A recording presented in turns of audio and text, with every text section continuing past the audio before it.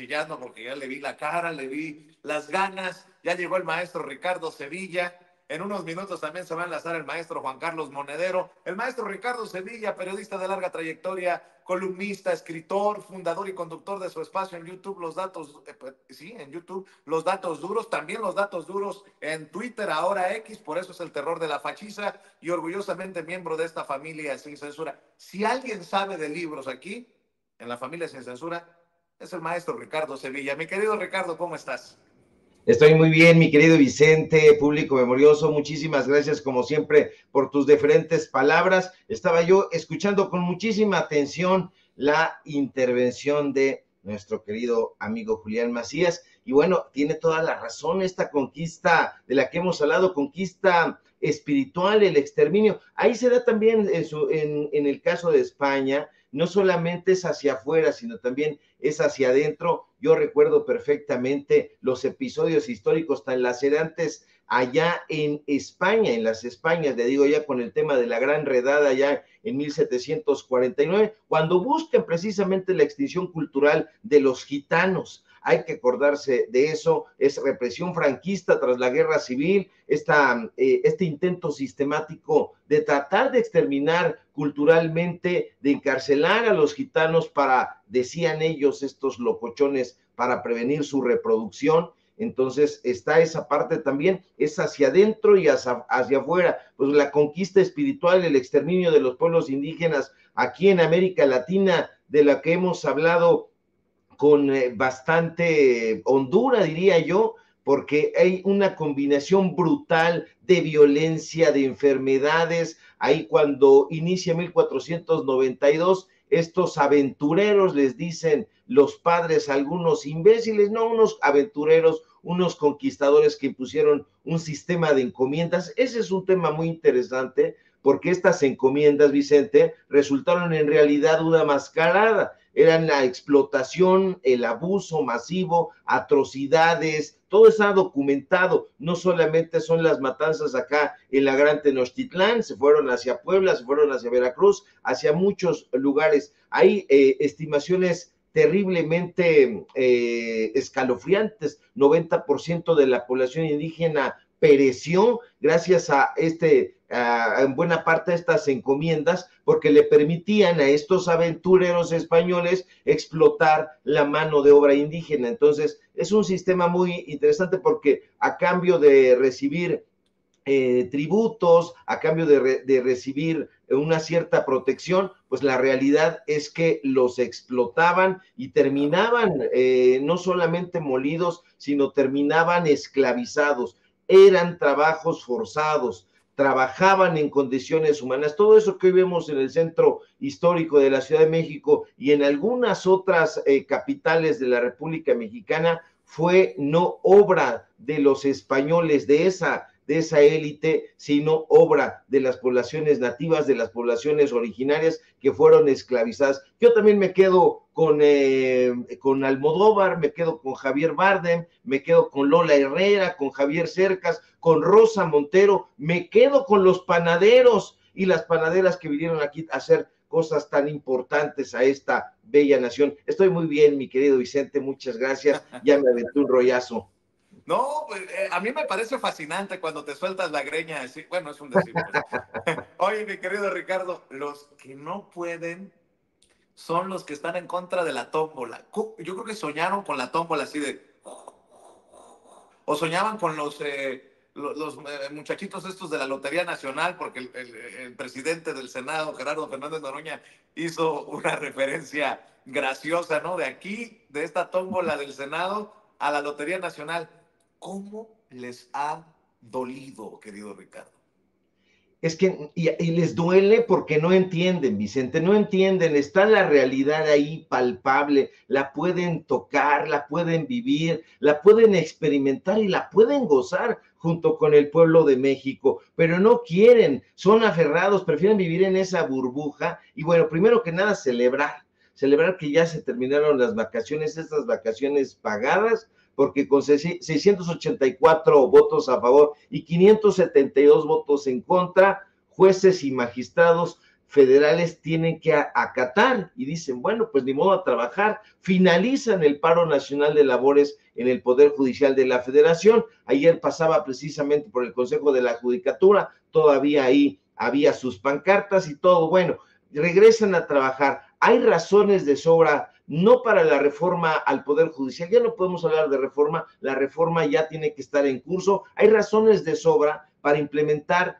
lo que ya está en la Constitución, una Constitución que ordena que se vote democráticamente por jueces y magistrados, pero ellos siguen haciendo de las suyas porque dan y dan elementos para decir tenían razón en impulsar esto que ya es constitucional. Siguen haciendo sus sabadazos. El viernes un juez allá en Morelos libera a Vanessa Linet. Acuérdese usted, esta persona que estuvo vinculada al caso de homicidio en la Plaza Arts, aquí en Ciudad de México, ahí en el Pedregal, y bueno, pues simple y sencillamente los dejan salir. Casos como ese solamente vuelven a refrendar que se necesita limpiar, pero ya no solamente con FAB, creo que ya ni existe el FAB, es una expresión ochentera, pero se necesita limpiar concienzudamente ese poder que es absolutamente perjudicial. Ahora, este asunto de la tómbola, muy relevante subrayarlo. El sábado el Senado de la República lleva a cabo este ejercicio donde hay una tómbola, pero es para seleccionar las vacantes del Poder Judicial de la Federación. Es para eso. No como están diciendo los derechosos, evidentemente, primero, sin comprender, y en segundo, su objetivo de siempre desinformar.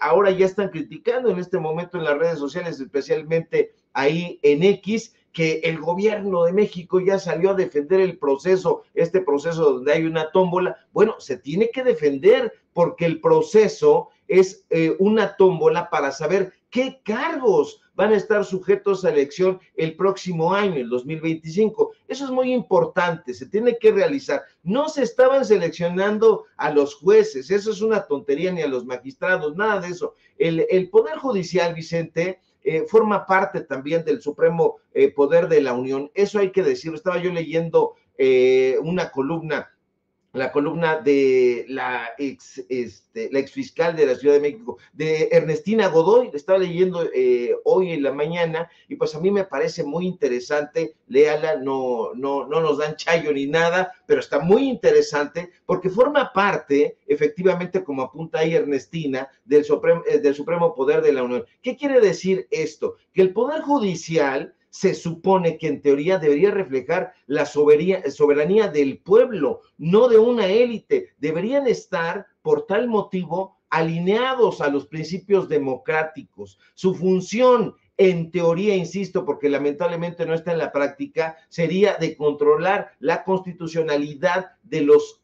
actos de otros poderes. Eso implica que tienen que tener sí o sí un fundamento democrático sólido, de yunque. Si no lo poseen, pues entonces se da cabida a esto que han venido haciendo, permitir que una minoría obstaculice las decisiones legítimas tomadas por representantes que tienen que ser elegidos democráticamente. Ellos no quieren ser renovados democráticamente, ya declinaron ahí un puñado de estos personajes, pues por supuesto, porque ellos no quieren formar parte de las decisiones del pueblo de México, no se quieren someter a la voluntad popular, y si se necesitan poderes independientes, pues tienen que irse al asunto democrático, tienen que ser baluartes, pero ellos evidentemente no quieren. ¿Por qué? Porque han visto el Poder Judicial como un botín. No le voy a hacer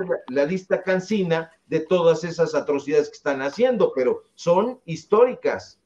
Así es, y que sigan chillando, mi querido Ricardo. En México manda el pueblo y el pueblo decidirá a jueces, magistrados y ministros. Le duela a quien le duela, le pese a quien le pese. Oye, Ricardo, le voy a pedir al maestro Juan Carlos Monedero que nos haga gala de su generosidad para que nos espere, para que escuche también tu análisis de este tema, que va de la mano con mucho de lo que seguramente hablará también Juan Carlos Monedero desde Colombia, porque oye, lo que dijo hoy la presidenta, para cerrar, querido Ricardo, es espeluznante, ¿no? Más de 600,000 casas, viviendas que se crearon en los sexenios de Fox y de Calderón y que están sin habitarse porque se construyeron para hacer negocio, mucho negocio. Se burlaron de los pobres, pues. Y qué bueno que hoy presenta su plan de vivienda, porque de la mano irá seguir sacando a los pobres de ese grupo, ¿no? A más personas, a más mexicanos de la pobreza, mi querido Ricardo, para el punto final. El punto final. Es muy importante este tema. Qué bueno, coincido contigo que la doctora Claudia Sheinbaum presentó este plan de viviendas. El tema de las viviendas abandonadas es un tema completamente espeluznante y durante los sexenios de Vicente Fox y Felipe Calderón, estas desarrolladoras habitacionales pulularon y se hicieron millonarias, pero muchas viviendas fueron construidas, como la gente lo sabe, la gente de a pie, el pueblo, en zonas alejadas y sin la infraestructura adecuada. Ahí están, para ejemplo, varios estados, pondría énfasis en algunos, en Nayarit, en Coahuila, más de la mitad de las viviendas abandonadas están en procesos legales. Te digo, tiene que ver con el Poder Judicial también. Entonces, afectan a propietarios que adquirieron sus casas mediante créditos que daba antes también el Infonavit. Los residentes de los fraccionamientos abandonados enfrentan, hay que verlo, hay que pasearse por allá, un deterioro urbano significativo. Ahí están en Huejotzingo, allá en Puebla, entre el 25 y el 30% de las casas están ocupadas, pero el resto están vandalizadas o están invadidas. ¿Y esto por qué? Por la falta de servicios básicos, drenaje, alumbrado, y ha llevado a abandonar a hogares, creando este ciclo de deterioro y descomposición social. Entonces es un impacto tremendo porque no solamente afecta en lo económico, sino también afecta en la seguridad. De hecho, las casas vacías, y la gente que nos ve y que nos escucha podrá dar fe de ello, se convierten en focos de delincuencia y vandalismo, y eso genera también una percepción negativa en las comunidades. El Infonavit aquí juega un papel crucial en la situación de las viviendas abandonadas, porque es el principal organismo de regular y de encargarse de otorgar estos créditos para la adquisición de viviendas. Durante los sexenios de Vicente Fox y de Felipe Calderón se promovió esta construcción masiva de viviendas, muchas de las cuales fueron financiadas por ese instituto. Estamos hablando de millones, alrededor de 650,000 viviendas que están oficialmente reconocidas como abandonadas. Entonces es muy, pero muy relevante que se presente, yo diría que hasta un reportaje a propósito de eso. Podríamos pasárselo ahí el tema a Radio Fórmula, Ciro Gómez Leiva, pero como sabemos que no le interesa este tipo de temas, pues lo vamos a subir nosotros, mi querido Vicente. Así que ahí está, muy importante lo que hace la doctora Claudia Sheinbaum, colocar ahí en el Infonavit a Romero Oropesa, que ha hecho un papel también muy relevante en Petróleos Mexicanos, así que vamos a estar al tanto. No les hables tan fuerte a los derechosos hoy porque los vas a alterar, mi querido Ricardo Sevilla. ¿Por qué no cerramos invitando a la audiencia de Sin Censura a tus trincheras, maestro, como todos los días? Y pues que venga lo que tenga que venir, Ricardo. Así es, mi querido Vicente, y nada más un dato ya, con esto cierro y me despido. Ojo, una persona que estuvo 12 años como director del Infonavit tiene que ser investigado. Fox colocó a Víctor Manuel Borra Setién ahí cuando entró, Felipe Calderón lo vuelve a colocar y se avienta el tipo, Víctor Manuel Borra Setién, se lo vuelvo a decir, 12 años prácticamente en el Infonavit, y Ricardo El Cerillo Anaya quería colocarlo ahí como su director de Infonavit. Así que vamos a estar dando la información a través de nuestras redes sociales, precisamente a través de X, @Sevilla Crítico. Síganos también a través de Facebook, Ricardo Sevilla, así nada más. Síganos en Paralelo 24, donde estamos haciendo este periodismo de investigación, y por supuesto aquí en La Familia Sin Censura, donde somos orgullosamente miembros. Te mando un fuerte abrazo, mi querido Vicente, a Juan Carlos Monedero y a toda la audiencia que nos ve y que nos escucha, y estamos pendientes a la información. Un abrazo, querido Ricardo, el maestro Ricardo Sevilla, hablando con nosotros sin censura. Y como siempre,